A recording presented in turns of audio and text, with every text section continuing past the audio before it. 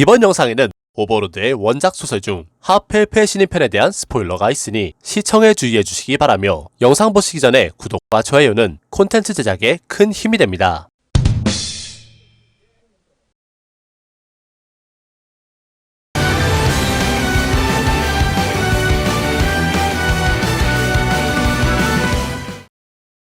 아우라와 함께 꽃밭에 들어선 아인즈. 아인즈는 그 중에서도 유독 눈에 띄는 12송이의 거대한 꽃봉오리를 지적하면서 이것이 아를라우네가 맞냐고 아우라에게 물어봤는데요. 아를라우네는 토브 대산림에서 데려온 이 세계의 식물계 몬스터로 꽤 높은 수준의 지성을 지니고 있어 아우라와 마레에게 절대 복종하고 있으며, 지금은 피니슨이라는 이세계 출신의 드라이어드가 식물계 이세계 출신 몬스터들의 대표를 담당하고 있었습니다. 원래 이들이 서식하던 토브 대살림은 수백 년 전 다크엘프들의 터전이었으나 세상을 멸망시킬 정도의 마수인 자이톨콰이의 출현으로 다크엘프들은 터전을 떠나갈 수밖에 없었고, 결국 이를 막기 위해 용왕들이 힘을 합쳐 수백 년에 걸친 봉인에 들어가게 되었습니다. 하지만 이 봉인은 아인즈가 이 세계에 전이된 이후 애니메이션 1기와 2기 사이에서 풀리게 되었으며, 때마침 토브 대살림에서 서식하고 있던 피니슨이 모험자 모몬으로 활동하던 아인즈에게 자이톨콰이의 토벌을 의뢰했습니다. 아인즈는 때마침 강자와의 전투를 계층 수호자들에게 경험시킬 수 있는 좋은 기회로 여겨 나자릭 어셈블을 발동. 100레벨의 수호자들이 추정 레벨 85레벨을 다구리로 뚜까패는 진풍병이 벌어졌으며, 이때 토브 대살림이 구해지게 되어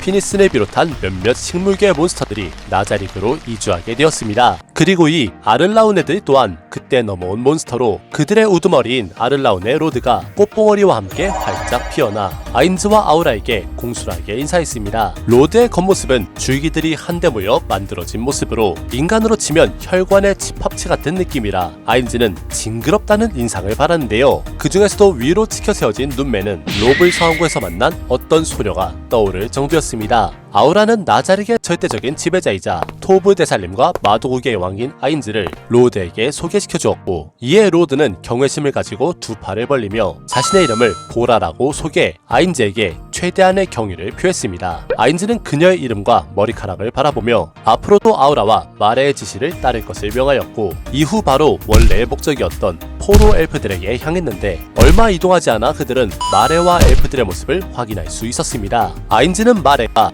미리 준비를 해준 모습에 언제 연락을 받았는지 의문스러웠는데요. 사실 아우라와 마레에게는 황금 도토리 목걸이라는 매직 아이템이 있어 상시 서로 간에 연락을 취할 수 있었고, 이 목걸이는 착용 후 이틀이 지나야 발동할 수 있어 거의 상시 착용하고 있다고 합니다. 때문에 아우라는 마레에게 사전에 엘프들을 준비하라는 연락을 취했고, 마레는 이에 진심으로 안도했는데, 사실 마레는 수호자들 중에서도 중증의 히키코모리였고, 육계층에서 생활하던 엘프들은 어느 순간부터 마레를 집요하게 챙겨주기 시작했는데, 처음에는 왕족이 어쩌고 이상한 말을 하더니 옷을 갈아입히고 몸을 씻겨주면서 식사까지 챙겨주는 말 그대로 마레 전용 메이드를 자청하여 마레는 진심으로 그녀들에게 짜증이 나 있었습니다. 하지만 아인즈가 그녀들의 생활을 인정한 이상 마레 스스로 그녀들을 처리할 수 없었기에 이번 기회에 엘프들이 아인즈를 따라가길 바랐는데요. 아인즈의 앞에선 엘프들은 흔히 공사판에서 볼 수 있는 작업복을 입고 있었고, 이는 처음에 메이드복을 입혔을 당시 나자릭의 메이드 부대들로부터 외부인들에게 자신들의 전투복을 입히지 말았으면 한다라는 클레임이 들어와 작업복으로 대체한 것이었습니다. 아인즈는 마레를 포함한 4명에게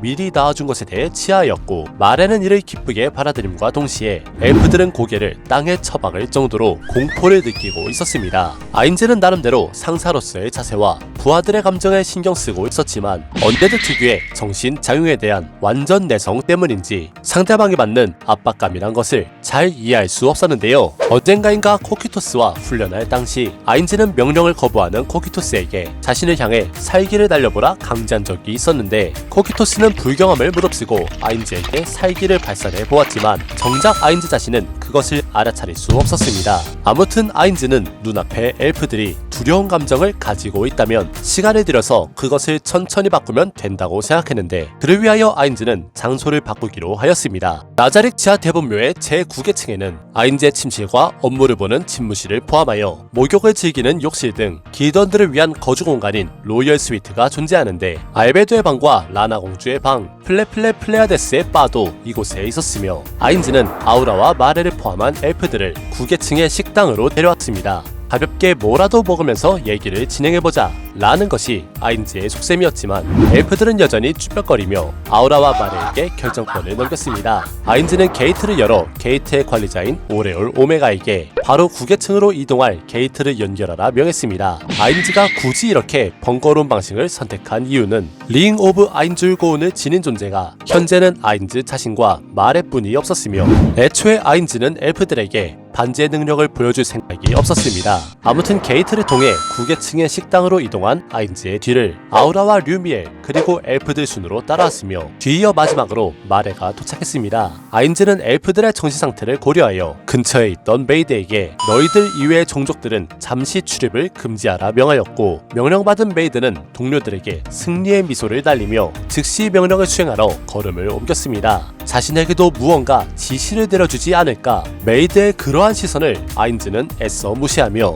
아인즈들은 9계층을 통과하였고 중간에 엘프들이 9계층의 외관에 감탄사를 연발하여 자랑하고 싶은 마음도 강하게 들었으나 아인즈는 이를 꾹 참은 채 식당에 도착했습니다.